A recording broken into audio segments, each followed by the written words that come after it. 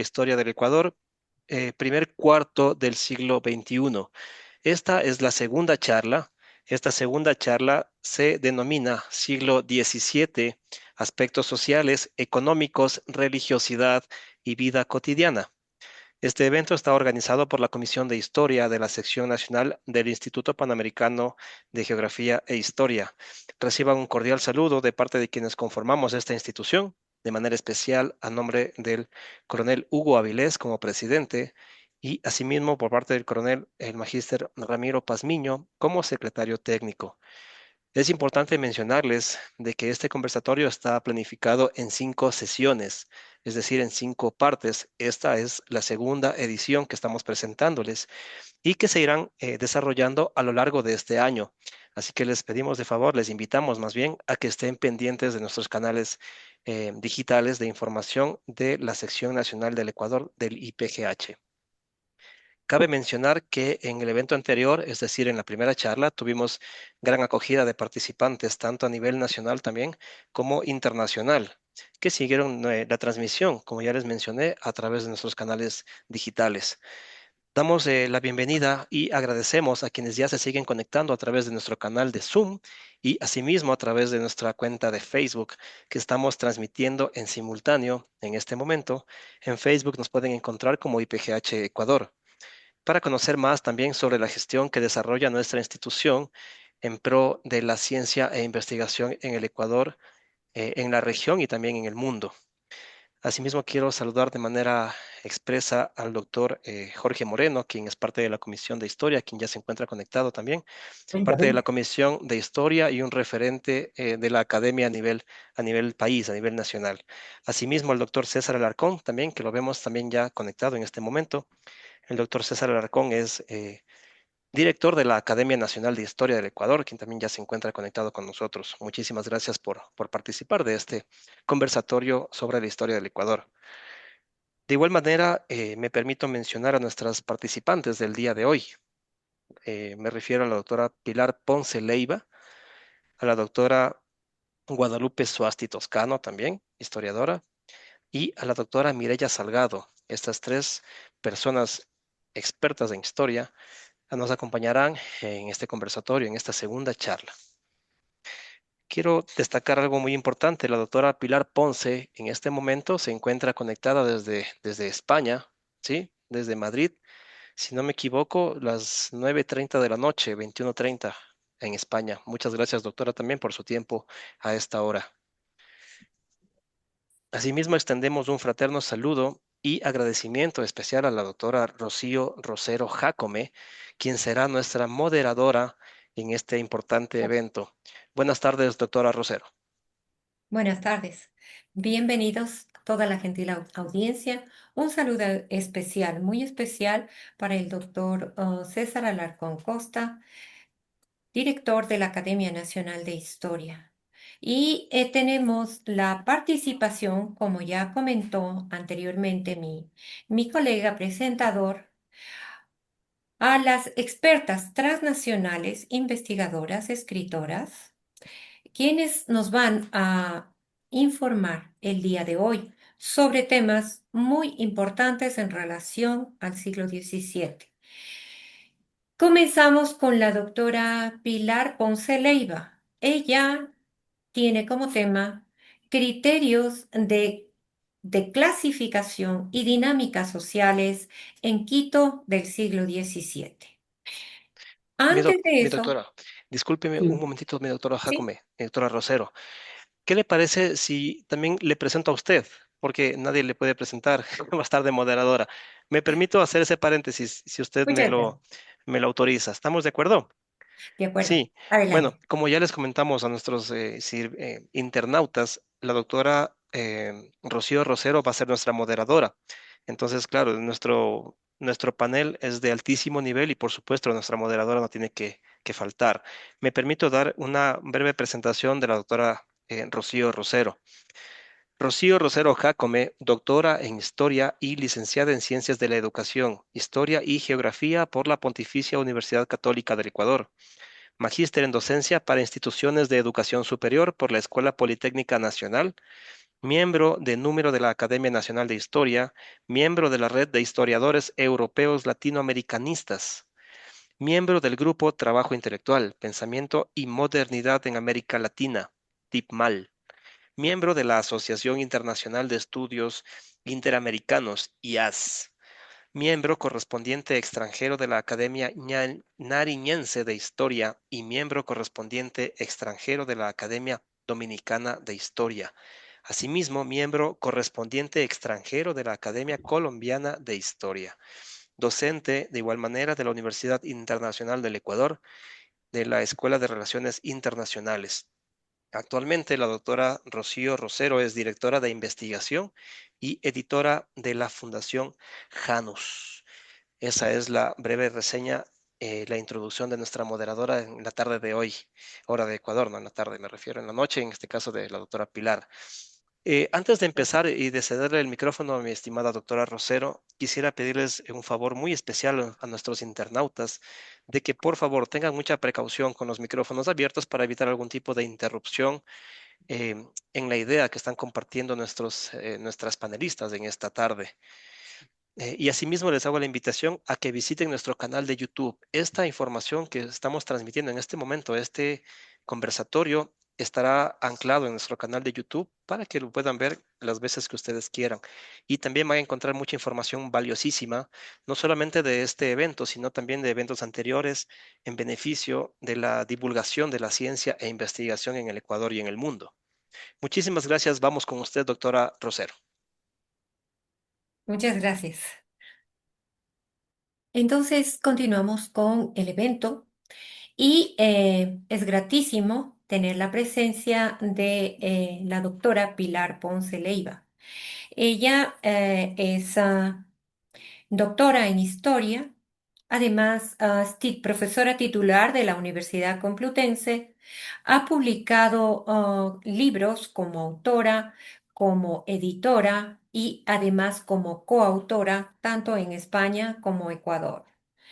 Tiene 20 capítulos de libros, 25 artículos, entre otras publicaciones realizadas en España, en Ecuador, en Francia, en Portugal y en el Perú. Ha diseñado proyectos competitivos y no competitivos. Es evaluadora de proyectos de investigación para la Universidad del Perú, PUCE del Perú, PUC, perdón, del Perú. También para ANEP en España, para Fondesit en Chile. Tiene una experiencia también como directora de la Revista Complutense de Historia de América. Ha sido coordinadora del máster en Historia, Antropología de América por la Universidad Complutense. Es miembro correspondiente de la Academia Nacional de Historia del Ecuador.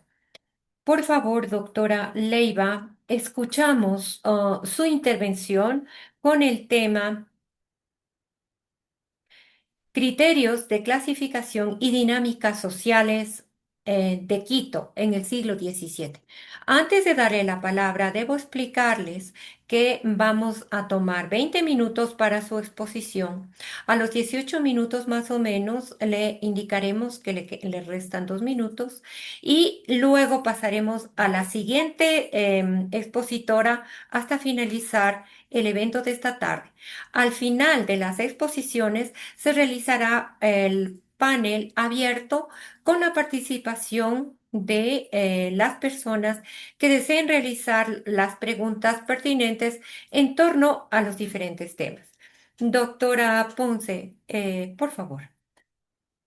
Muchas gracias. Quiero agradecer al Instituto Panamericano de Geografía e Historia y a la Academia de Historia de Ecuador el haberme invitado a participar en estas sesiones que sin duda están revitalizando el interés por la historia en Ecuador y esperemos que tenga una amplia acogida entre el público especializado y no especializado, porque creo que hay un afán de comunicación importante, de transmisión del conocimiento.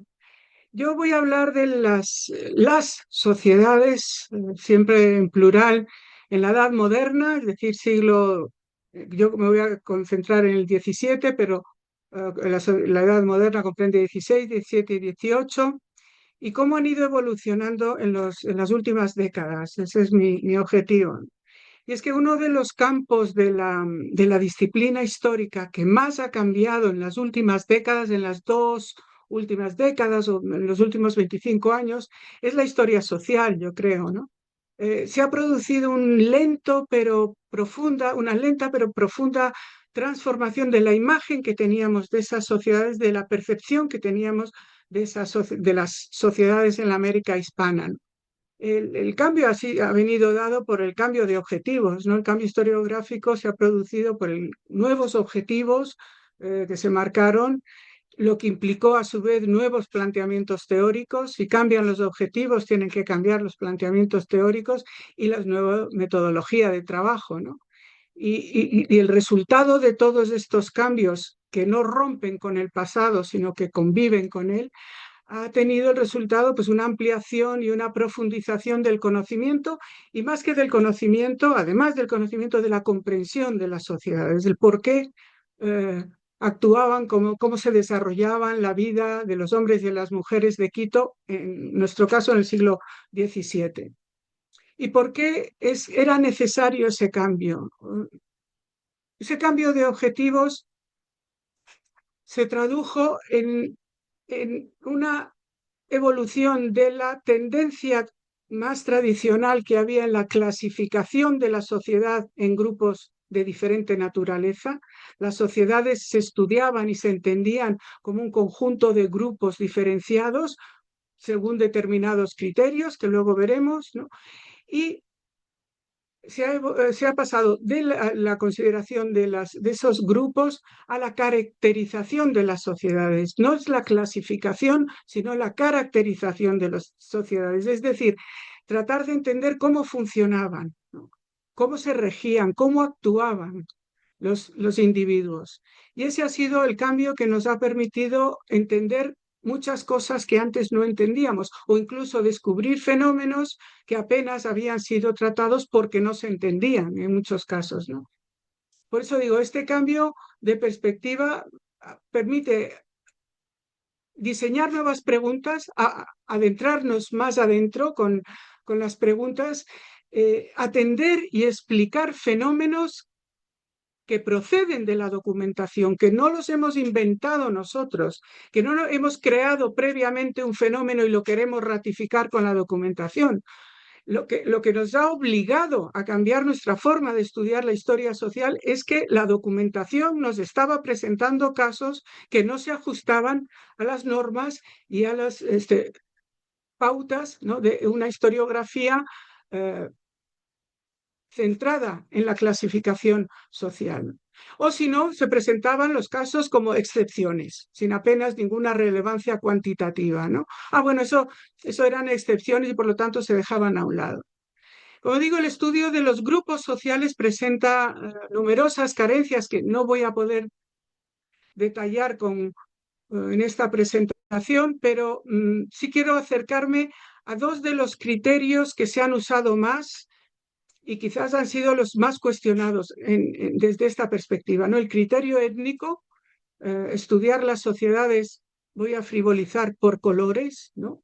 En función de los colores, el criterio étnico y el criterio estamental. No hay ninguna duda que las sociedades en la Edad Moderna eran sociedades estamentales. Bueno, pues vamos a ver cómo se aplica esa visión tan rígida, a mi modo de ver, a las realidades que encontramos en la documentación. El criterio étnico parte sin duda de esa bipolaridad establecida por la legislación indiana, ¿no?, de República de Españoles, República de Indios, que nunca fue modificada a pesar de la palpable existencia de otros grupos sociales, ¿no?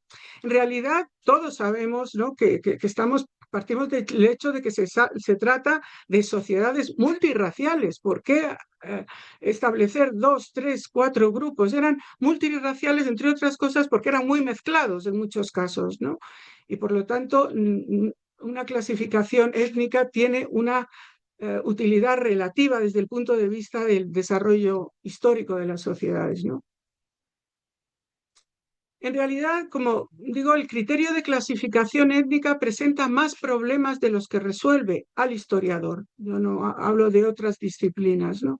En primer lugar, enmascara la diversidad cultural entre los indígenas y la variedad de respuestas que ofrecieron a las imposiciones que le venían del exterior, ¿no? Es el indígena o el indio, como se decía en la época, en la documentación es indio, no indígena, cuando hay una variedad extraordinaria, ¿no? En segundo lugar, resulta un criterio perfectamente inútil para estudiar a los sectores populares, que se caracterizan precisamente por su carácter multiétnico, ¿no? Sobre todo los urbanos, ¿no? Sobre todo. Las clasificaciones hechas sobre el criterio étnico son cuanto menos sospechosas, ya que ya desde el siglo XVII no se distinguía muy bien, a veces no se distinguía muy bien si uno era indígena o mestizo, mestizo o un criollo medio oscurito, en fin.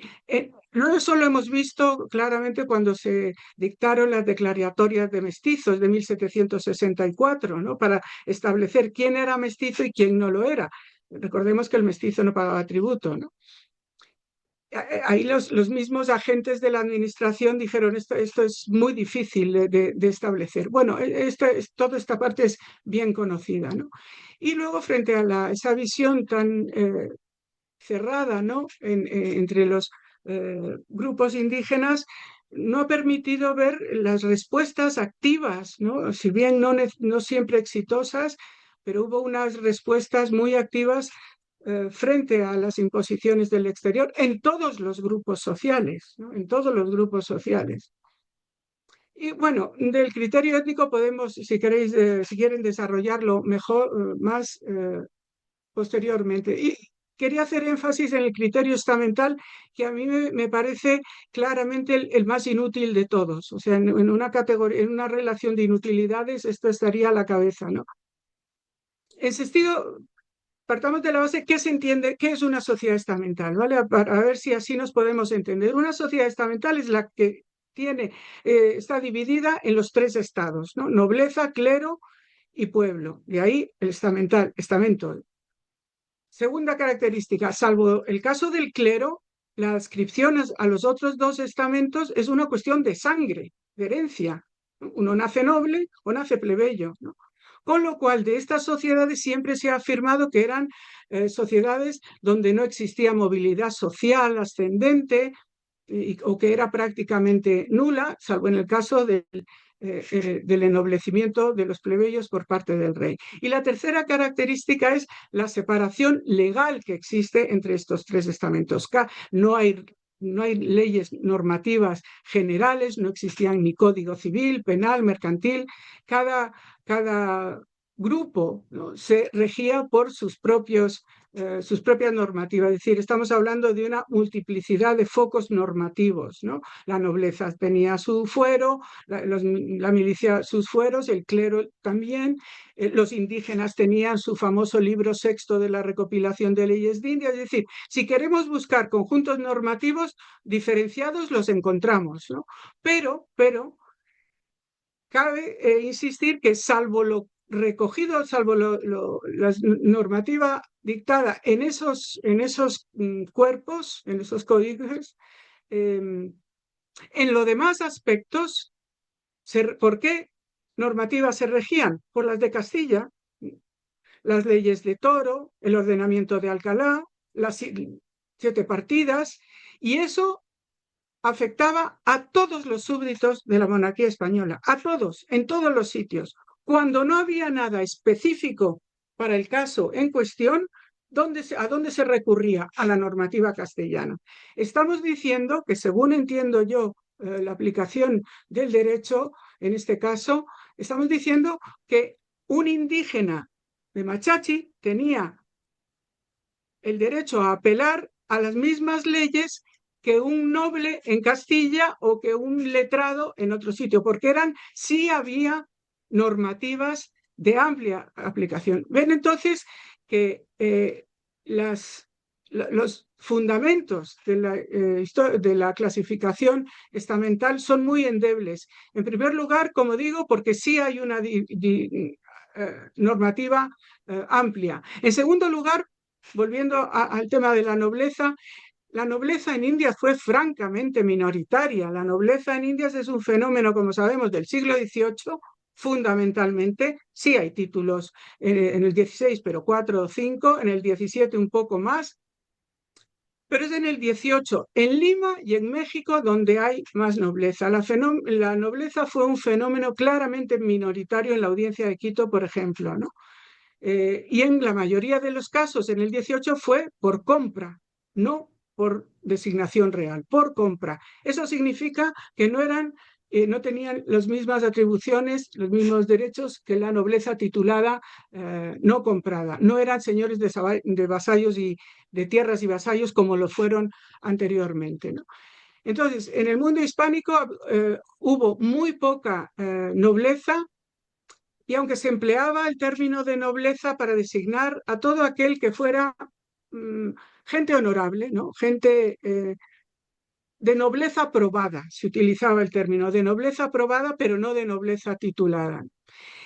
Si tenemos una sociedad estamental con una cabeza muy pequeña de la nobleza, tenemos en cambio una base enorme por la que está constituida por el 95% de la población que no era ni noble ni el clero. Es decir, es una visión claramente inexistente o poco práctica, ¿no? Por otro lado, la venta de cargos, títulos y mercedes trastocó completamente la clasificación estamental, ¿no? En definitiva, el carácter plutocrático, ¿no? El dinero y la educación fueron mecanismos de ascenso social que trastocaron completamente esa visión estamental, ¿no? Entonces dejo los peros, digamos, de los criterios establecidos para explicar lo que quería enfatizar, que es el cambio historiográfico. Vistas estas carencias y los límites que plantean los criterios que he mencionado, en los últimos años se ha cambiado totalmente desde el punto de vista teórico y metodológico, y se ha producido una lenta transformación, como he dicho antes. ¿Qué es lo que la ha producido? El desplazamiento del interés del investigador de la estructura social a la acción social, de los grupos al comportamiento de los individuos, de lo estable, de lo que era permanente, a lo cambiante, ¿no?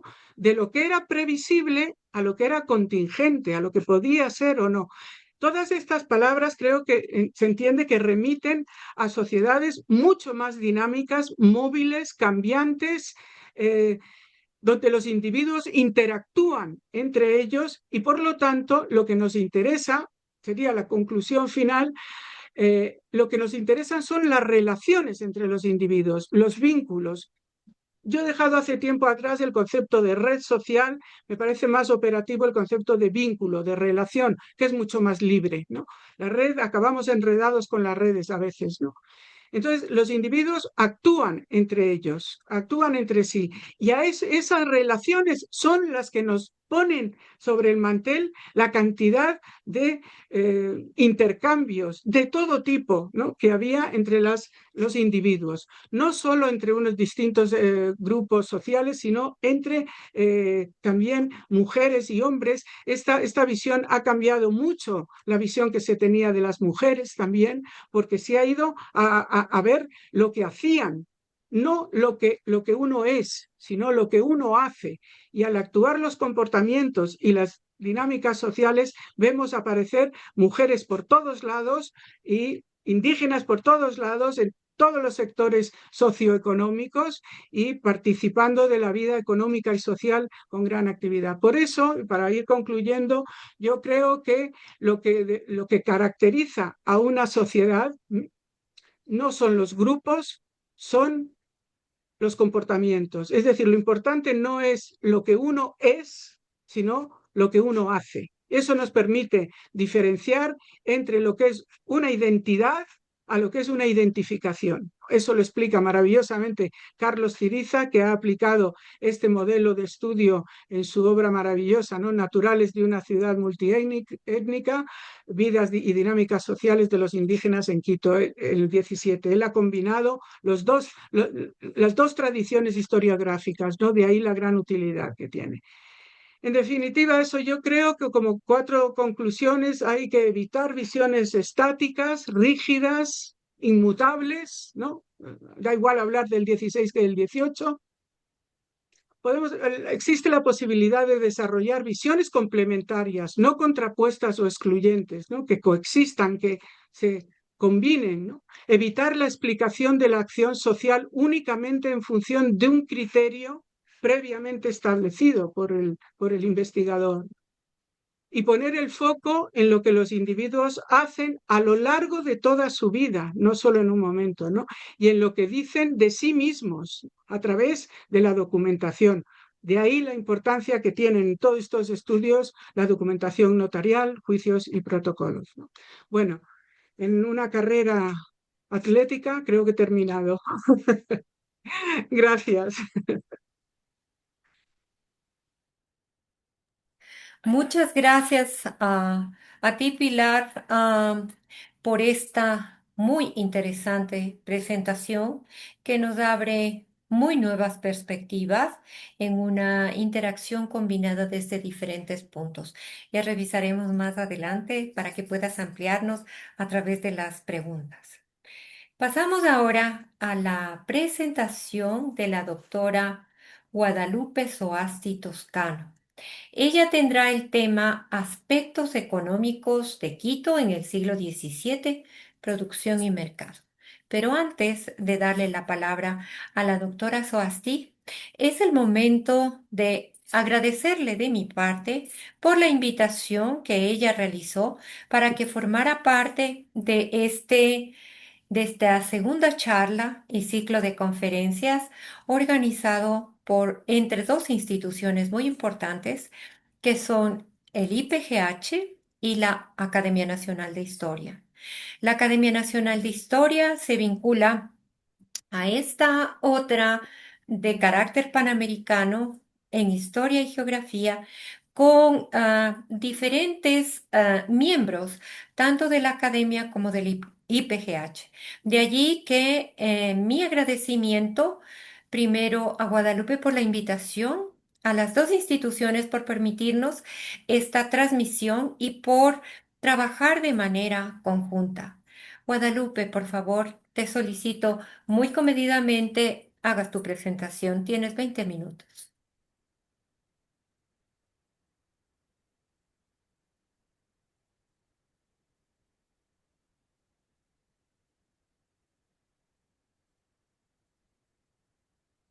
Está silenciada. Está silenciada. ¿Está silenciada? Por favor, Guadalupe, tienes el micrófono cerrado, Guadalupe. Sí, gracias. Perdón, no sé qué es lo que me pasa, pero estoy muerta de los nervios. Así que tengo que pedir disculpas. Gracias, Rocío, por la presentación. Gracias por todo el apoyo que estamos teniendo en la realización de este conversatorio. Gracias a Pilar, gracias a Mireia que aceptaron participar en esta segunda charla. Como bien ha señalado Rocío, el tema de mi charla es aspectos económicos importantes de Quito en el siglo XVII, producción y mercado. Y la charla que nos acaba de presentar Pilar para mí es importantísima porque eso me ha permitido tener una mirada grande de esa sociedad no estamental, sino más bien una sociedad dinámica, una sociedad donde hay más participación de lo que la historia tradicional ha señalado y donde pasan muchas más cosas de las que hemos aprendido en los cursos de historia. Para mi charla, me gustaría señalar 3 ideas preliminares que son importantes para poder entender el aspecto económico que está marcando a Quito en el siglo XVII. Y cuando hablo de Quito, estoy hablando de todo el territorio que posteriormente pasa a ser la audiencia de Quito, ¿no? Con la creación del virreinato peruano, las leyes nuevas de mediados del siglo XVII, Quito sigue conservando su denominación de gobernación que la obtuvo pues con Gonzalo Pizarro y luego gobernado por Francisco Pizarro, ¿no? A estas alturas de 1542 ya hay algunos corregimientos que están formando parte de este espacio geográfico. También en esta misma segunda mitad del siglo XVI inicia la explotación minera del Cerro de Potosí a gran escala.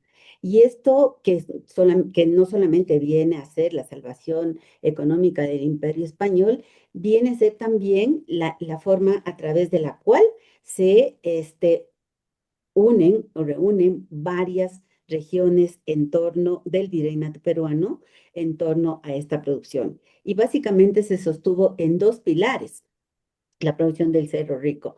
Primero, la mita minera, un sistema de trabajo forzado que tuvieron que dotar las comunidades indígenas más cercanas, o las comunidades de indios, como bien señalaba ahora Pilar, más cercanas al Alto Potosí, y que también desde los valles de Perú hicieron ese traslado, ¿no? Inclusive hay noticias, datos más bien, que desde el sur de lo que hoy es el Ecuador, fueron también a cumplir con Mita en Potosí.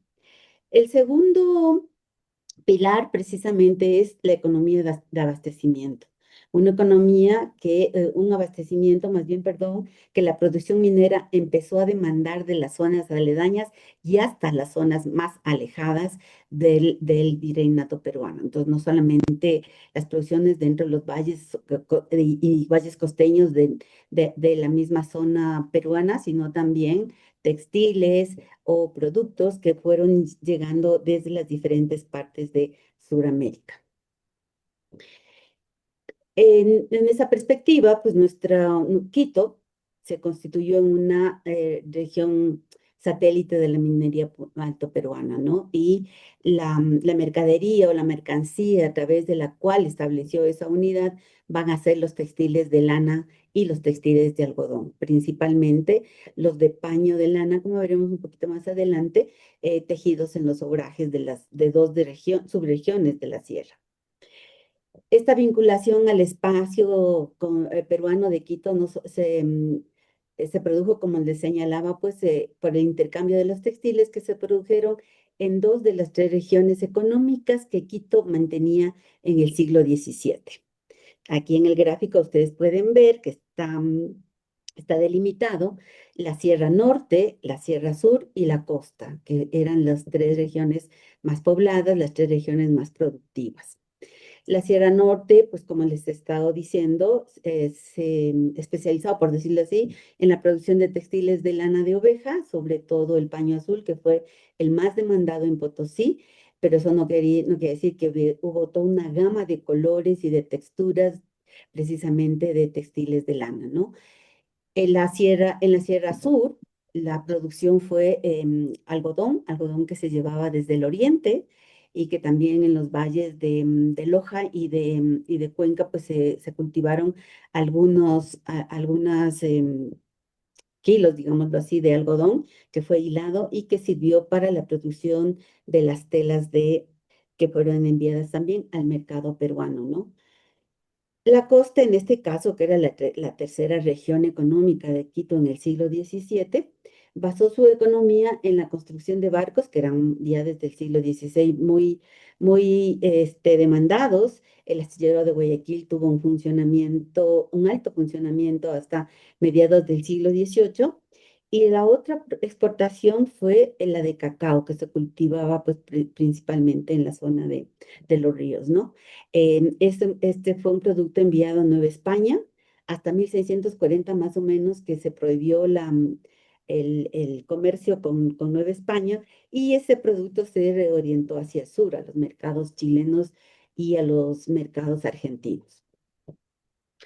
Dentro de esta perspectiva, dentro de esta panorámica económica que acabo de señalarles, la Sierra Norte tiene una importancia primordial.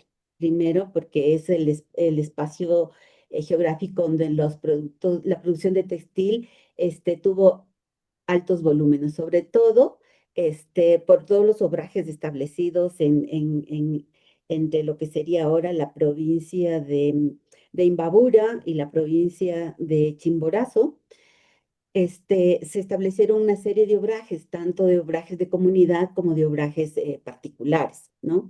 En la zona sur, la Tacomiga y Riobamba, por ejemplo, tuvieron la mayor cantidad de obrajes de comunidad precisamente por la población indígena de mayor número en estas provincias, o en estos sectores, digámoslo así, ¿no? Y principalmente, pues, la venta de los textiles sirvió para el pago del tributo, ya lo vamos a ver un poquito más adelante. En la zona centro, en Quito y los alrededores, y lo que sería Otavalo y la parte sur de lo que es ahora la provincia de Imbabura, se establecieron obrajuelos y chorrillos, ¿no? Que en realidad daba la perspectiva de una privatización de la producción textil. Pero eso no quitaba que los indígenas de esta zona estuvieran siendo la mano de obra de estas unidades productivas. En la zona de Otavalo y sobre todo se fundó uno de los grandes obrajes de la corona, yo creo que es el único, el de Otavalo y el de Peguche, que fueron de propiedad de la corona española, que fueron administrados por españoles y que pues la mayor producción que tenía era la de textiles de algodón. Para esto, pues, recomiendo el libro de Rocío Rueda sobre el obraje de Peguche, donde hay una espectacular, pues, análisis e información. ¿Cómo se produjo en esta región de Quito el fenómeno de la manufactura textil? ¿Cómo fue esa producción de paños? Ya hemos dicho que es una producción que va básicamente al mercado potosino, al mercado de la minería, que es el de más alta demanda, ¿no? En este caso, ya centrándonos en el espacio de Quito, hay que mirar cómo fue el establecimiento de los obrajes en este contexto, ¿no? Em, y en primer lugar, los cambios administrativos que tiene la corona española a mediados del siglo XVI. Y esto es importante porque esto va a fundamentar el por qué esta región se convierte pues en el abastecedor de los textiles de la minería peruana. A partir de 1549, hay 4 instituciones que se modifican, establecidas en esta reorganización del espacio español o del Imperio Español y del gobierno español en estas regiones. En primer lugar, la encomienda, ¿no? Que se limita, una institución económico-social, digámoslo así, de los encomenderos de los españoles que tenían a vida perpetua antes de 1549, pero a partir de este año se limita a la posesión de las rentas por 2 vidas. Y además se obliga a los encomenderos a establecer en las tierras donde están delimitadas su fruto, el establecimiento de doctrinas de un religioso para educar a los indígenas y obviamente pues dentro de lo que es la religión católica y los primeros elementos de escritura y de lectura. Las comunidades indígenas, antes dispersas por toda la serranía ecuatoriana, a través de la numeración de indios y de la reducción de los indígenas en pueblos, da un vuelco a la conformación geográfica, del espacio geográfico de estas provincias. Ya nos decía Pilar nos hablaba de la República de Indios, toda una normativa que lo estamentarizaría a las sociedades indígenas, a los pueblos de indios, pero que en realidad en esta primera instancia permitió organizarlos, digámoslo así, desde una perspectiva más urbana, ¿no? Porque se establecieron trazados para la vivienda, para dónde está el ámbito del obraje. El tributo también se cambia a una perspectiva, hay una nueva tasa tributaria, pasa a ser una tributación individual y esa tributación individual va a ser monetaria. Cada uno de los indígenas van a tener que pagar un monto X, si no mal recuerdo, entre 15 y 18 pesos anuales de tributo. Además, se entrega a la comunidad, conforme a la calidad de las tierras, un número X de productos, ¿no? Otra cuestión importante de estos cambios de la corona y que de alguna manera fundamentan el establecimiento de los obrajes fue la mita, ¿no? La mita, este sistema de trabajo que facilitó contar con la mano de obra a la comunidad y a la producción de los textiles. Y aquí lo que tengo que señalar es que tanto la mita como el tributo son dos instituciones vinculadas, unidas en la producción obrajeras, sobre todo de los obrajes de comunidad. Importante para lo que estamos señalando ahorita de la manufactura textil fue la organización de los pueblos de la mita y del tributo monetario en torno a la elaboración y la venta de textiles, ¿no? Pues porque va a ser a través de esta instancia cómo la comunidad consigue el dinero para sustentar el tributo en metálico o en moneda que tenían que pagar de sus tributarios.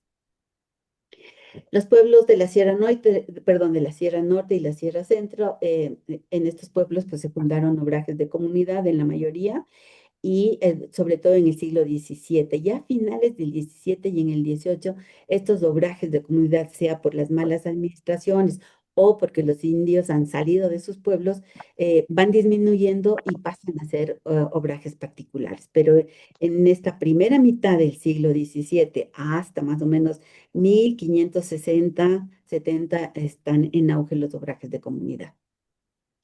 Estos obrajes tuvieron dos momentos de administración. La primera fue directa, obrajes, administradores nombrados por la corona y que a la vez fungían de maestros que enseñaron a los indígenas las diferentes fases de la producción textil, ¿no? Y hay una segunda parte a partir de 1630-40, cuando los obrajes ya pierden a esos maestros y pasan a ser arrendados por criollos, digámoslo, calificados, pues que fungieron también como arrendadores. La mano de obra, en este caso, como les había señalado, pues estaba dada por la mita, ¿no?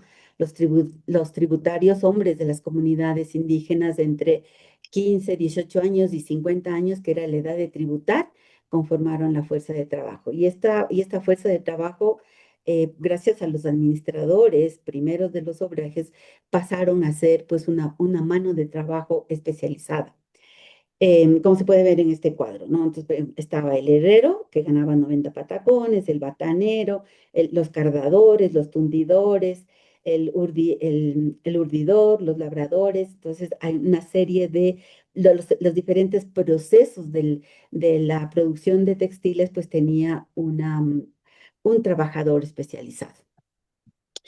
Esta producción, tanto en los obrajes de comunidad como en los de particulares, en los obrajes de particulares, en cuanto al espacio físico, en cuanto al edificio, tenían la misma estructura de organización, ¿no?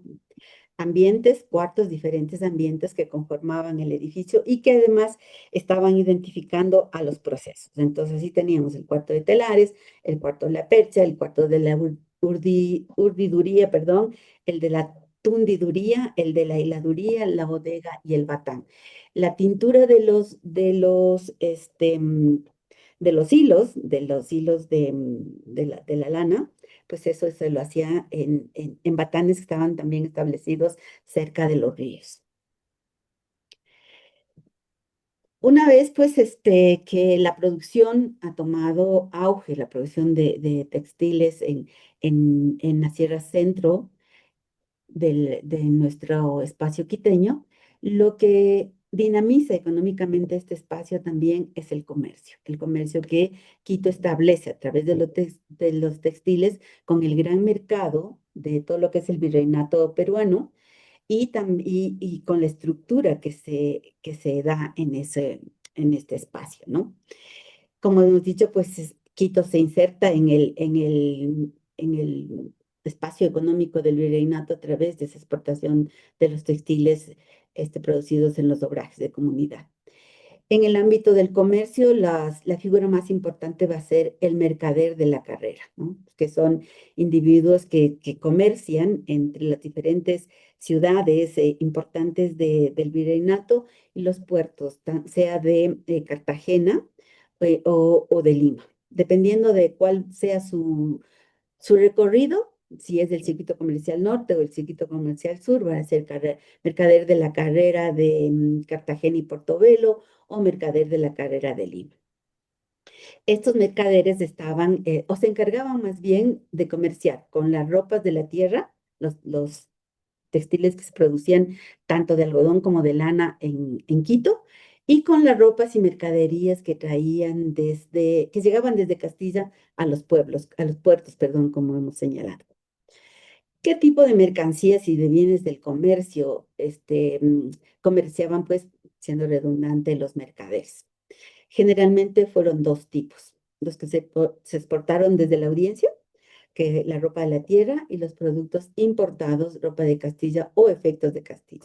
Dentro de la ropa de la tierra vamos a tener una variedad de texturas y colores, el paño azul, el paño morisco, verde, y hay, digamos que en la investigación que yo hice, como unos 40 o 50 variedades de colores. Además tenemos la jerga, el lienzo de macas, los sayales, las sobrecamas, bayetas, frazadas, cordalletes. Todas estas son este, mm, productos elaborados, tanto en telares grandes, industriales, digámoslo así, manufacturas grandes, y también en telares de cintura que varias de las comunidades indígenas seguían manteniendo.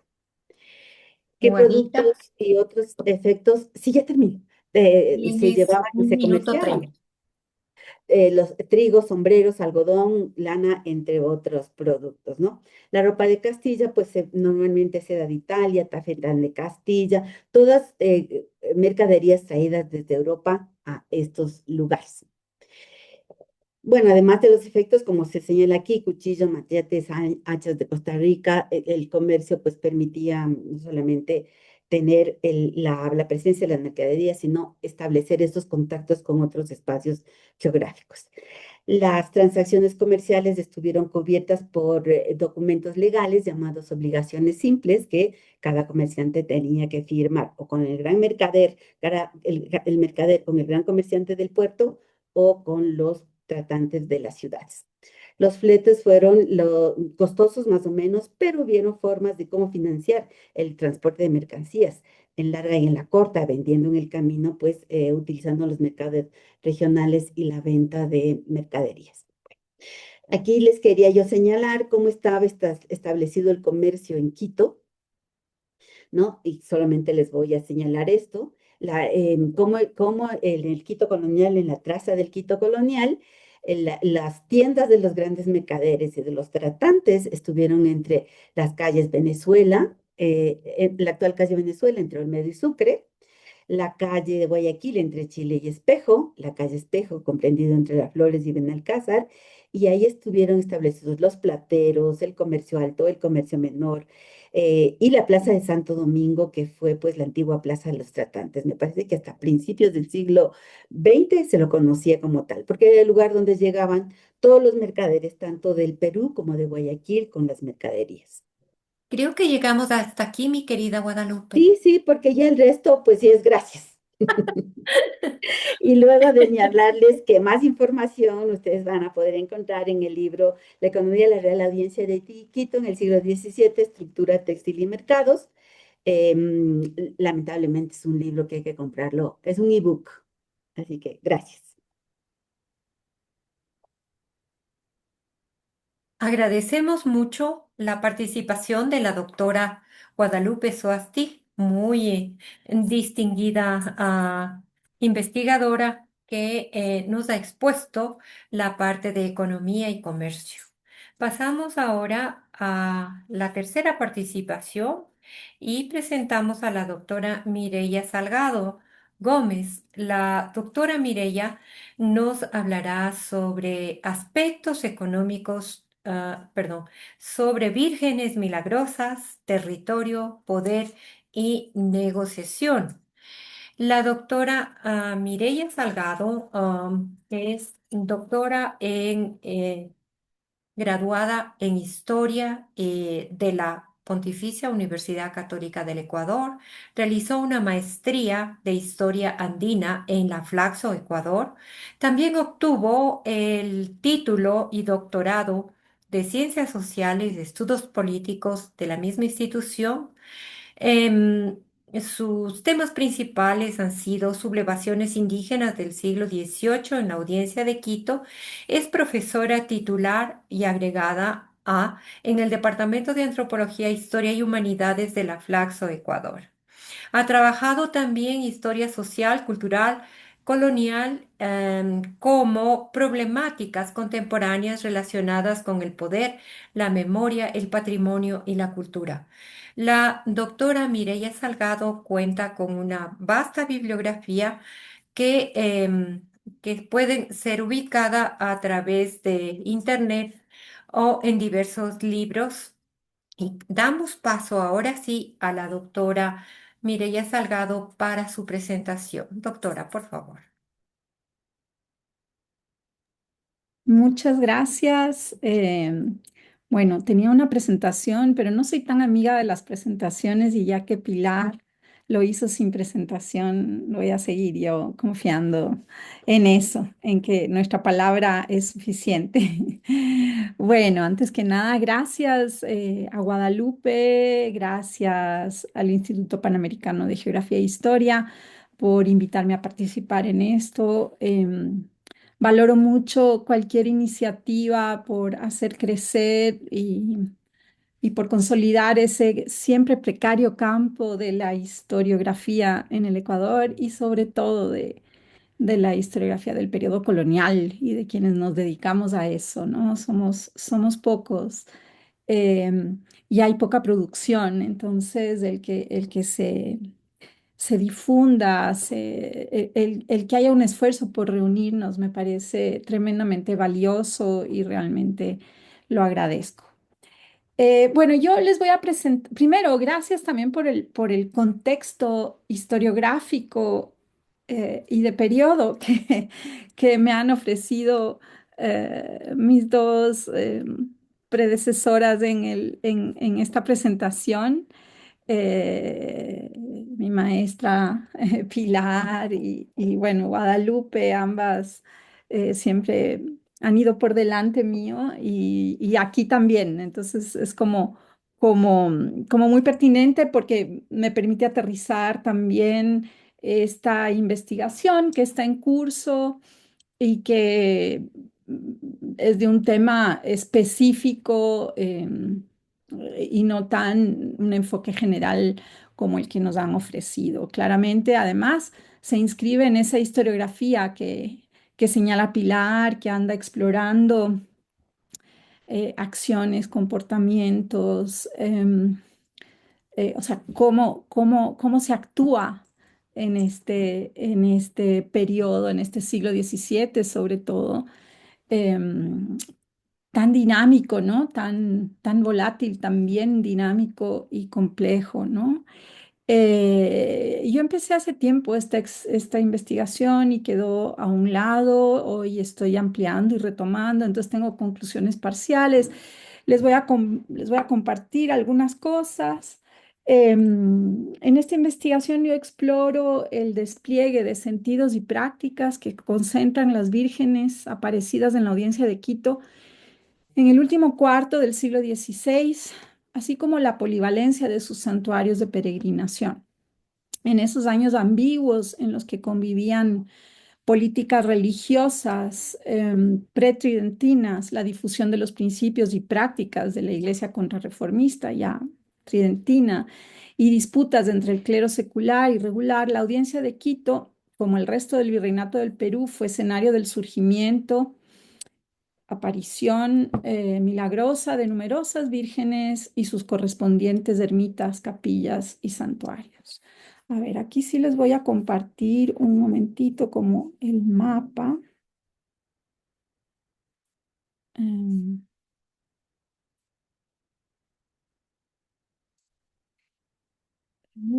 lo están viendo, ¿no? Ahí. Sí, Bueno. doctora. Como ustedes Sí. ven, estos un poco son los años de aparición. En realidad yo la primera parte de la investigación la hice con la Virgen de Guápulo, de Oyacachi, luego el Quinche y del Cisne. Ahora estoy entrando a explorar estas vírgenes, pero como ven, todas aparecen como en una zona de frontera de la pacificación hacia las tierras bajas del oriente, ¿no? De la Amazonía. Entonces tengan presente el mapa y seguimos. Desde 1561 se habría venerado una imagen de la Virgen de Guadalupe en Guápulo, que era un pueblo de indios en el camino que desciende de Quito hacia las tierras bajas. En 1586, Diego de Robles hacía la imagen de bulto, copiando la imagen extremeña de la Virgen de Guadalupe. Hacia 1588, los indios de Oyacachi, un inaccesible pueblo de indios ubicado a 70 kilómetros de Quito, en las faldas orientales de la cordillera, pagaron al mismo Diego de Robles con 24 tablones de madera para tener una imagen de bulto de la Virgen. Sigue siendo muy aislado Oyacachi, ¿no? Eso no ha cambiado mucho. La vistieron con una túnica de esparto y la colocaron en la hendidura de una piedra para más adelante hacer una capilla. En 1594, tras una larga sequía y hambruna, los indios de la reducción de indios del Cisne a 50 kilómetros de Loja se habrían estado preparando para huir tierra adentro cuando se les apareció la Virgen para decirles que se quedaran allí y construyeran su santuario. Con ella llegaron las lluvias y otros favores. La conocida como Virgen de Baños del Agua Santa es otra imagen cuyo culto empieza en el último cuarto del siglo XVI en otro pueblo de indios fundado en una de las entradas de las misiones hacia la Amazonía. Como las demás, esta advocación se convirtió en un centro de peregrinación para distintos grupos sociales de la región. En ese mismo contexto y también a fines del XVI, los recién evangelizados indios de Sevilla del Oro construyeron una ermita para acoger una imagen ajada de la Inmaculada Concepción, que desde entonces empezó a favorecerles con milagros. Tras una imposición de tributos, los indios de Sevilla de Oro huyeron hacia Macas y mantuvieron la devoción de la que se conoce como Nuestra Señora de Macas. Nuestra Señora de los Ángeles de Saruma mereció también un santuario luego de obrar milagros que salvaron a los indios que trabajaban en las minas cercanas a la villa. Podría seguir dando cuenta de esta cartografía de apariciones. Como deben suponer, ni los lugares en los que aparecieron ni las poblaciones amparadas por estas hierofanías son aleatorios. Detrás de ellas hay un proyecto no libre de contradicciones, tensiones, disputas, así como giros inesperados de guión.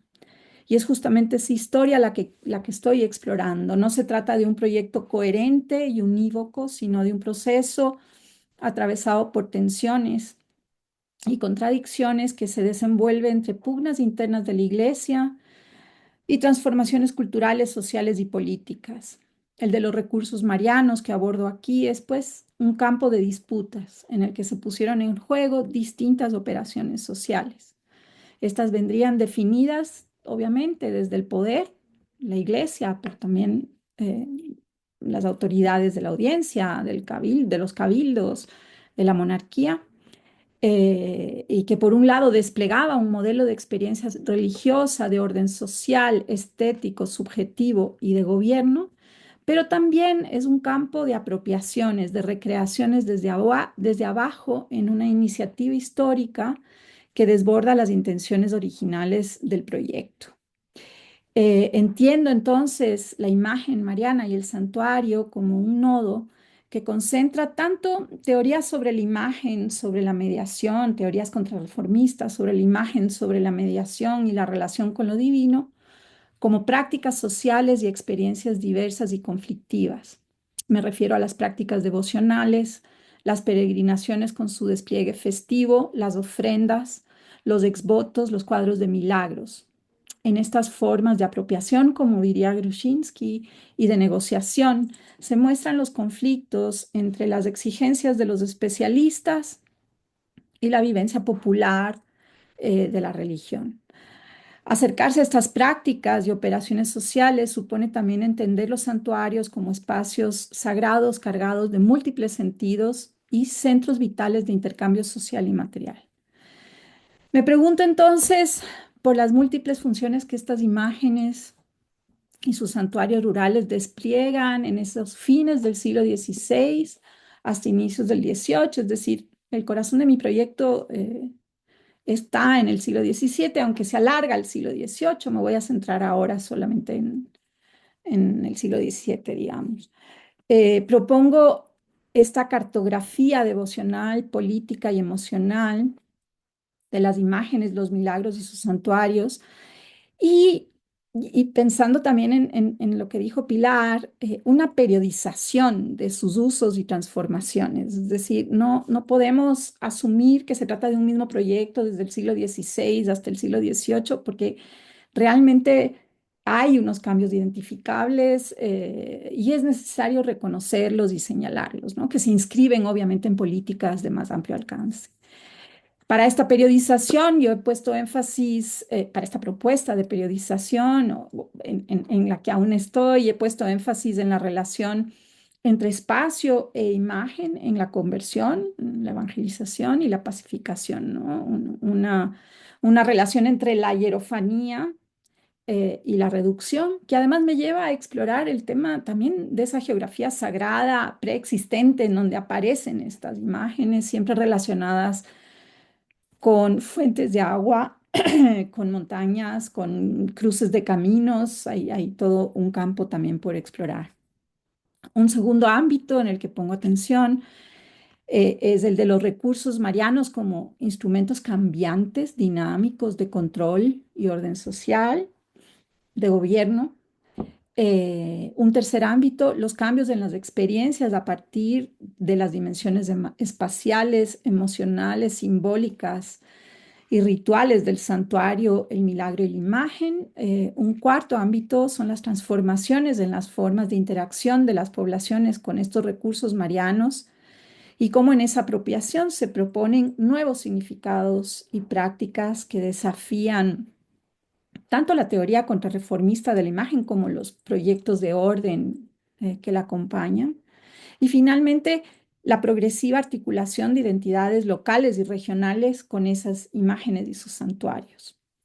Em, bueno, un poco me centro en fuentes, estoy trabajando crónicas, relaciones, Córdoba y Salinas, Cobo, Montesinos, Albornoz, textos doctrinales, concilios y sínodos, manuales como el de Manual de Párrocos de Indios, pero también procesos judiciales, cofradías, cuadros de milagros, fuentes que me permitan precisamente acercarme, y tal vez esto es lo más complicado, a esas formas populares de uso y apropiación de la imagen y el espacio del santuario. Como no tengo tiempo aquí de extenderme, es más, ya se fueron 10 minutos de mi presentación, un poco, claro, no me voy a detener mucho, pero a partir de lo ya trabajado, planteo por ahora dos etapas de esta periodización, ¿sí? Una primera etapa que corresponde más al siglo XVI, que son esas apariciones de la Virgen y la construcción inicial de una ermita que fueron parte de este proyecto de conversión. Y aquí me remito dentro de ese cambio historiográfico que señala Pilar, hay un cambio también en la historiografía de la conversión, ¿no es cierto? Que apunta más bien lejos de verlo como un proyecto arrollador de arriba hacia abajo, ¿no es cierto? De imposición de una religión, de transformación absolutamente radical, cultural, dominación, etcétera. Cada vez se ve como un proceso mucho más complejo, con muchos pliegues, capas, y en donde además es posible observar justamente lo que señalo, ¿no? Esa agencia, si quieren, esas estrategias también que despliegan, por ejemplo, las poblaciones indígenas apropiándose de la Virgen y usándola también en función de sus intereses, ¿no? Entonces, un poco eh, esa historiografía es donde me marco, con quien converso, con quien debato también, ¿no? Entonces, bueno, en este primer momento eh, hay esta aparición, ¿no? La construcción inicial de una ermita, que fueron parte del proyecto inicial de conversión, obviamente que viene desde arriba, eso no se discute, y que fue llevado a cabo por las órdenes religiosas, que fueron las que en ese momento tenían a cargo las doctrinas de indios y la conversión general. Dentro de este proyecto inicial, la imagen de la Virgen y la construcción de su santuario eh, y también el modelo urbano que la acompañaba, pensemos en las doctrinas, ¿no es cierto?, y las reducciones, buscaron instaurar cierto orden en un mundo considerado desde la esfera hispánica caótico. Las vírgenes funcionarían como mediadoras ante grupos indígenas, ante colectivos, ¿no? Ante estos grupos todavía precariamente convertidos y que además están en la frontera de la conversión, ¿no es cierto? Entonces era mediador ante estos grupos a los que se quería afianzar en la pacificación, la conversión y la reducción también, y la doctrina. Vemos como todas estas vírgenes aparecen en zonas de frontera de la pacificación, en los límites reales o simbólicos con las tierras bajas asociadas con el caos, lo salvaje y lo pagano. Em, en una segunda etapa, cuando la conversión ya parece firme, es mi propuesta de periodización, los santuarios se presentarían ya no solo como proyectos religiosos y de pacificación y ordenamiento, sino como espacios más politizados, en los que se evidencian distintos conflictos de poder y prestigio religiosos y civiles. Me voy a extender en este periodo que es el que nos interesa, más relacionado con ese siglo XVII del que nos habló Guadalupe, un poco para ejemplificar esto que no quede todo en abstracto, ¿no es cierto? Y me quedan 5 minutos, así que me apuro. En la Real Audiencia de Quito, el impacto de Trento empieza a sentirse con más intensidad a partir del siglo XVII, con el proceso de consolidación de la Iglesia secular y el aumento del poder de los jesuitas también. Una figura clave en la difusión y puesta en práctica de los postulados de Trento fue el obispo de Quito, Luis López de Solís, a partir de 1594, quien promovió un proceso de normalización y organización eclesiástica profunda en el territorio de la audiencia.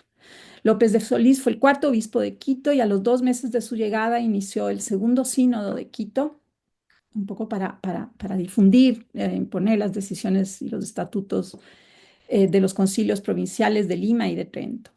También se realizó con él el tercer sínodo de Quito en Loja en 1596. Auspiciado por López de Solís y sus sucesores, el proceso de toma de poder del clero secular adquiere una orientación centralista. Hay una secularización, pero además hay una centralización.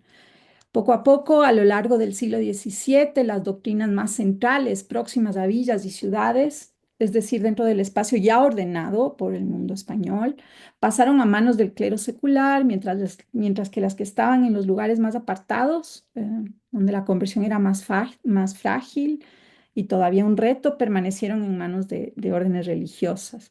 De acuerdo a distintas fuentes, los religiosos tenían más facilidad y cuidado para evangelizar a los indígenas. Junto a los cambios en el proyecto eclesiástico y sus consecuencias a nivel ideológico y de representaciones, durante el siglo XVII se hace patente otro desplazamiento en la significación y función de las imágenes y los santuarios. Estos empiezan a estar claramente asociados con proyectos políticos y económicos, con intereses más mundanos y con la promoción, bueno, y esto es todavía exploratorio de cambios en las subjetividades, ¿no? ¿Cuáles son los cambios concretos en el uso y la función de la imagen de la Virgen y sus santuarios en esta etapa? Entre otras cosas, hay una transformación en la composición étnica, social y numérica de la población que recibía los favores de la Virgen, acudía al santuario y participaba de romerías, peregrinaciones y fiestas. Esa población de estas vírgenes milagrosas específicamente, ¿no? Ya no es solo indígena, sino también mestiza, negra, criolla, española, tanto rural como urbana, y ya no es mayoritariamente una población por convertir como era en la primera etapa, sino una población cuya integración en la religión y en el funcionamiento de la sociedad colonial se refuerza y sanciona cotidianamente. Ejemplo de esto, la Virgen de Oyacachi, ¿no? La Virgen de Oyacachi se traslada en 1604 al Quinche, me imagino que muchos conocen esto. Se les quita la Virgen a los indígenas de Oyacachi a raíz digamos, de una celebración en donde se le pone a la Virgen la cabeza del oso. Estimada doctora, le Es queda 1 minuto 30. Gracias. Uy, wow, 1 minuto 30. Es justamente López de Solís quien sanciona este traslado. No voy a contar el milagro, pero entre otras cosas se les quita por idólatras a los indios. de Oyacachi y se traslada a un nuevo pueblo del Quinche que se crea bueno, se traslada a un santuario en el Quinche y se crea un nuevo pueblo en torno al santuario. O sea, aquí ya vemos, ¿no es cierto? Es posible aprender este despliegue de varios intereses. Por un lado, el traslado de la Virgen parece inscribirse en esta política de descentralización y que busca, digamos, controlar ciertos recursos en su enfrentamiento con del clero secular con el clero regular. Se instala muy cerca a Quito, una zona mucho más accesible y poblada, y esto favorece el desarrollo de la devoción y la confianza en la iglesia. El traslado de la Virgen de Oyacachi al Quinche puede ser parte del proyecto de secularización y centralización de estos medios de conversión e intercesión más efectivos y prestigiosos. Solo para cerrar, ¿no? El caso opuesto, en cambio, es el de la Virgen del Cisne, y con esto les muestro un poquito la apropiación que se hace y cierro, ¿no? En el caso de la Virgen del Cisne hay constantes intentos por parte del Cabildo y los vecinos de Loja por llevarse la Virgen en romería a Loja, y desde fines del siglo XVII, bueno, no, antes de eso se intenta reducir el pueblo del Cisne a San Juan de Chuquiribamba, mucho más central y cercano a Loja, y llevarse con eso a la Virgen. Varias veces se les intenta trasladar y la Virgen, según los propios indígenas del Cisne, se resiste. Hay huracanes, se caen árboles, hay incendios, hasta que finalmente las autoridades aceptan que la Virgen se quede en el Cisne. Esto lleva a que más bien la Virgen sea constantemente trasladada aquí a Loja, ¿no? Para incluir a la población criolla mestiza de Loja y a una población mucho más amplia. Bueno, estos traslados periódicos también los sufren las vírgenes del Quincha a Quito y de Guápulo también a Quito, ¿no? Entonces se extiende todo el ámbito de influencia, si quieren, de la Virgen. Y bueno, y con eso cierro. Muchas gracias.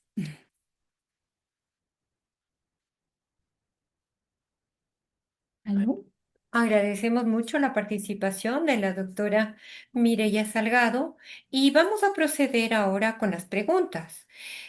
Voy a iniciar en sentido contrario, ya que está ahorita muy reciente su participación. Vamos a comenzar con usted misma, doctora Salgado. Quisiera preguntarle cómo una imagen mariana en la Contrarreforma en la audiencia de Quito tiene poder social, poder político y de negociación. Si nos da una pequeña idea al respecto. Bueno, creo que un poquito se expuso ahí, pero primero es un instrumento de orden, ¿no es cierto? A ver, en torno a la Virgen se convoca la doctrina, digamos, la Virgen funciona como un elemento ordenador en el contexto de una población cuya pacificación y conversión es muy reciente. Son vírgenes que se instalan, bueno, hay toda la política de sobre la Huaca la Cruz, ¿no es cierto? Se instalan en lugares previamente cargados de significado y que adquieren su propio sentido allí, ¿no? Entonces, claro, viene acompañado por una serie de rituales, de prácticas, un ordenamiento en la doctrina, que es un ordenamiento urbano finalmente, ¿no es cierto? Ujú. Que implica un ordenamiento social, un ordenamiento ideológico, ¿sí?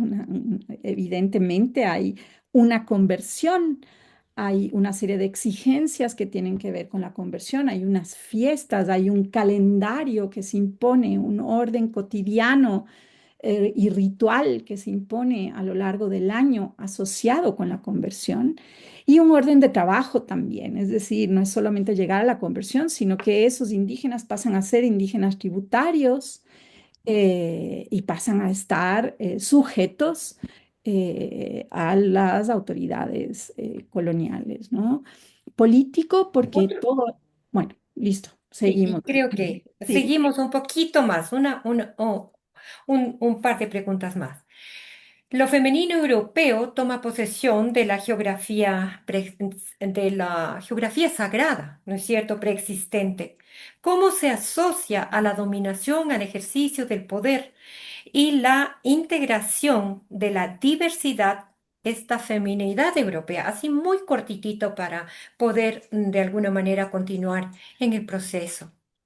Bueno, yo no he entrado y no lo mencioné por estudios de género, eh, aún eso va a salir, porque además hay trabajos muy interesantes sobre el tema de la Virgen como modelo femenino, ¿no es cierto? Ahí está Ujú. un texto de Marina Wagner, Tú sola entre las mujeres, que invito a revisar.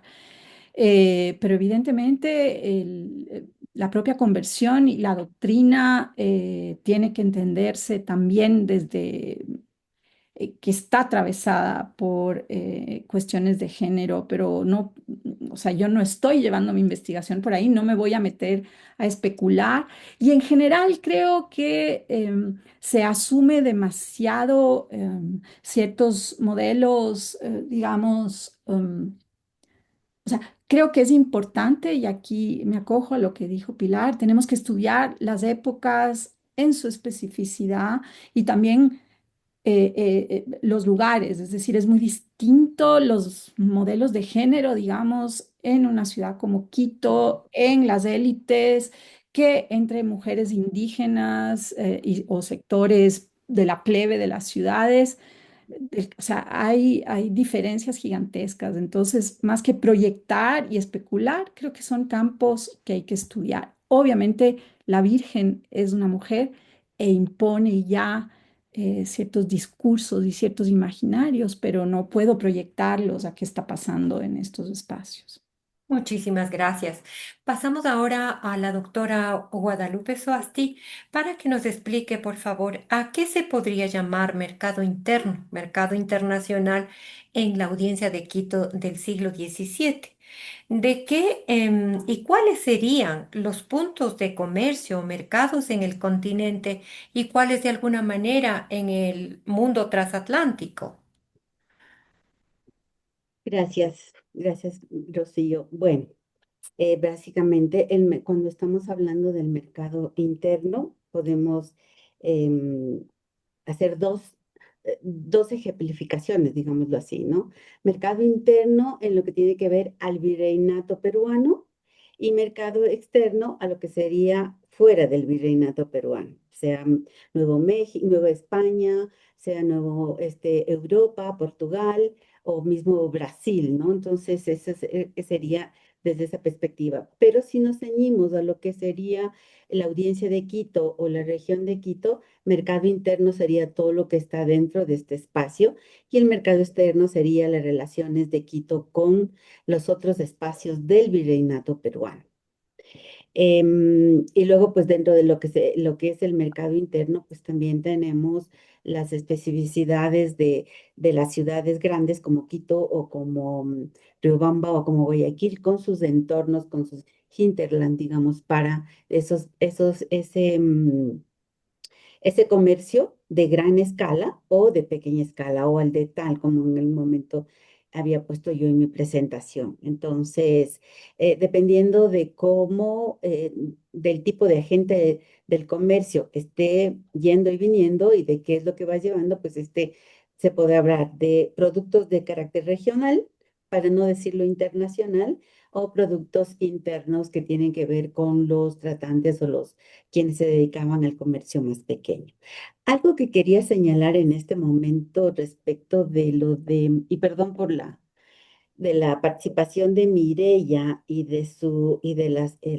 la cuestión de las advocaciones, yo había señalado en mi presentación de lo importante que fue en esos cambios de la organización de los pueblos indios, la reducción en pueblos y en esos pueblos la obligatoriedad del encomendero de formar doctrinas. Y cuando hablamos de doctrina, pues era precisamente el establecimiento de una capilla, de un espacio físico donde iba a haber una imagen que generalmente iba a ser la imagen que iba a dar también nombre al obraje, como San Joseph de Peguche, por ejemplo, y tantos otros, y que era el espacio donde va pues la doctrina, el adoctrinamiento de los indígenas en la religión católica y en los inicios, como había dicho yo, incipientes de la lectura y la escritura, siempre dentro de la visión católica. Gracias. Otro detallito, mi querida Guadalupe. En el siglo XVII continuaron siendo las encomiendas núcleos importantes para el proceso de la producción de textiles en audiencia, o ya no. En el siglo XVII, la segunda vida del encomendero. ¿Ya? ¿Ya? Y eso permitió que los obrajes de comunidad permanecieran hasta más o menos mediados del siglo XVII. Una vez que las encomiendas empiezan a desaparecer porque no hay encomenderos y no hay nuevos encomenderos tampoco, esas unidades productivas pasan a ser rematadas y pasan, en muchos de los casos de los que yo pude ver, pasaron a ser obrajes particulares, ¿no? Administrados por los mismos encomenderos, pero ya como dueños del obraje, o quienes fueron encomenderos como dueños del obraje. Entonces, porque fueron pues instituciones rematadas por la misma Real Audiencia, pues por se me fue, la tesorería, digamos, para seguir manteniendo esa producción. En la segunda mitad del siglo XVIII y el último cuarto del siglo XVII, ya la producción textil va disminuyendo, porque la demanda en el Alto Perú también ha disminuido. Ujú. Gracias, muchas gracias. Pasamos, por favor, a la doctora Pilar Ponce.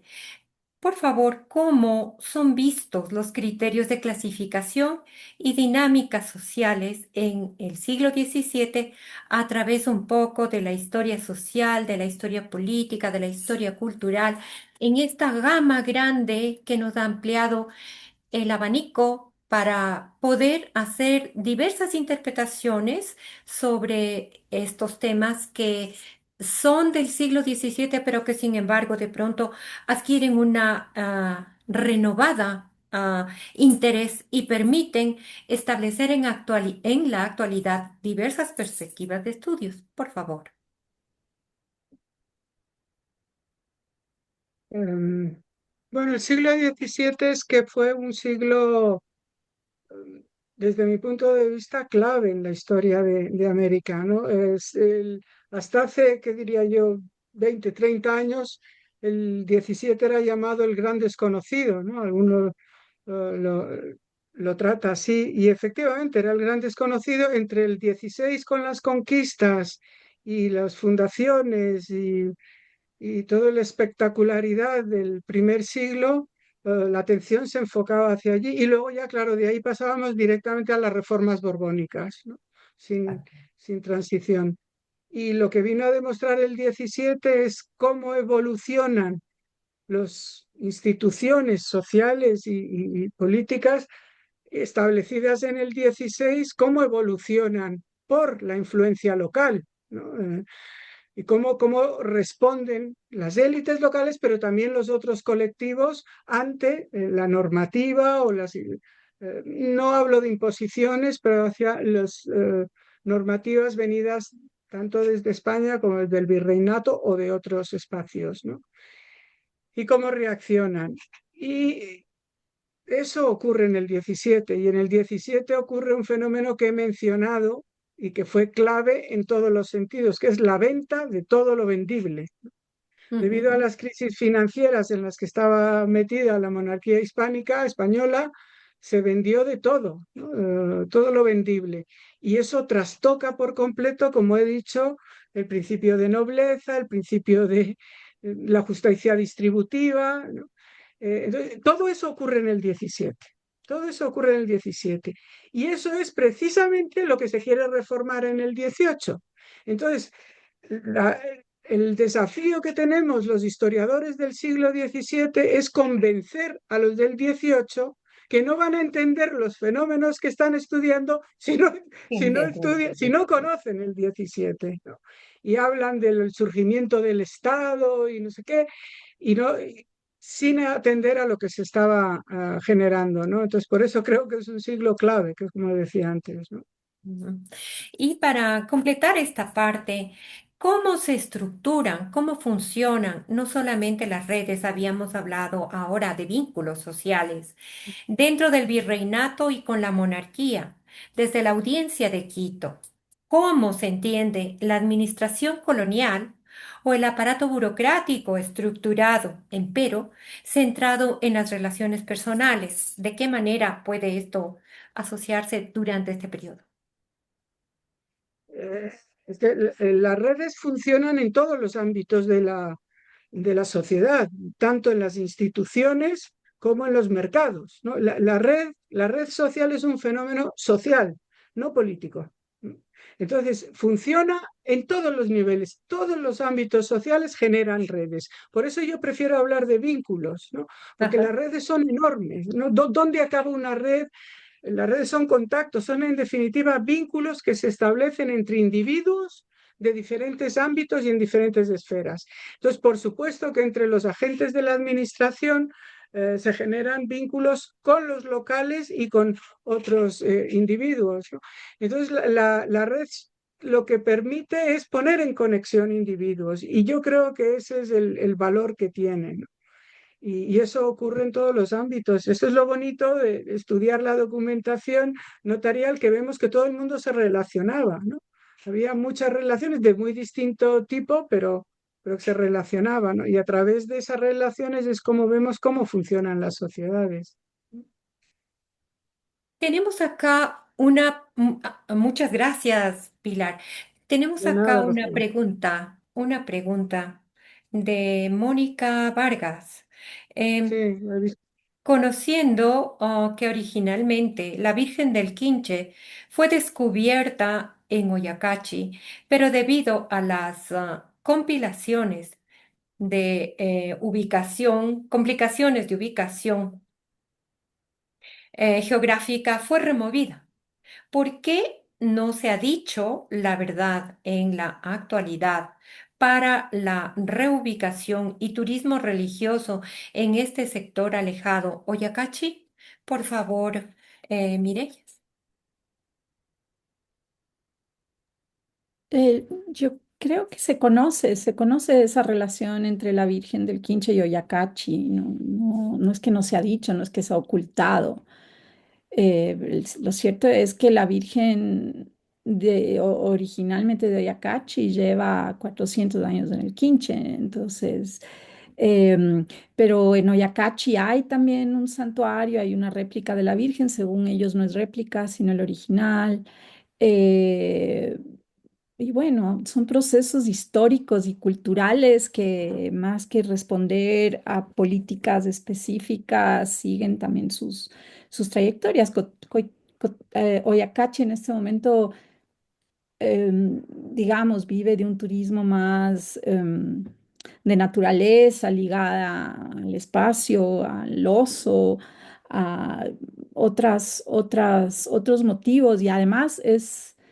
Claro, también es un lugar desde el que se entra al Parque Nacional Cayambe-Coca y donde se recoge todo el agua para Quito, entonces es un lugar también con accesos controlados, ¿no? Pero no sé, o sea, son procesos que se tienen que dar no por política pública, creo yo, sino porque los procesos de religiosidad popular nacen de otro lugar, ¿no? Más que dirigidos en principio, pero sí, no, digamos, mi campo no es la política contemporánea, ni el turismo.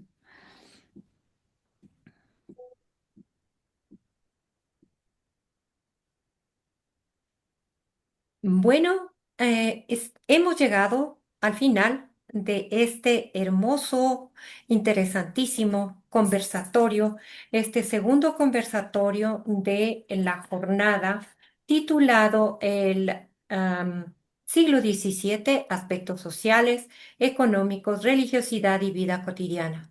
Estos aspectos han sido enfocados muy acertadamente por nuestras magníficas expositoras, a quienes agradecemos infinitamente por darnos su sabiduría, compartir sus conocimientos y sus apreciaciones. Agradecemos muchísimo nuevamente a Guadalupe Soasti, que ha permitido a través de nuestro distinguido amigo Jorge Moreno establecer esta vinculación entre la Academia Nacional de Historia y, y el IPGH, entidades hermanas que trabajan en pro del conocimiento, de la cultura y de la difusión para la mayor cantidad de público. Muchísimas gracias por su atención.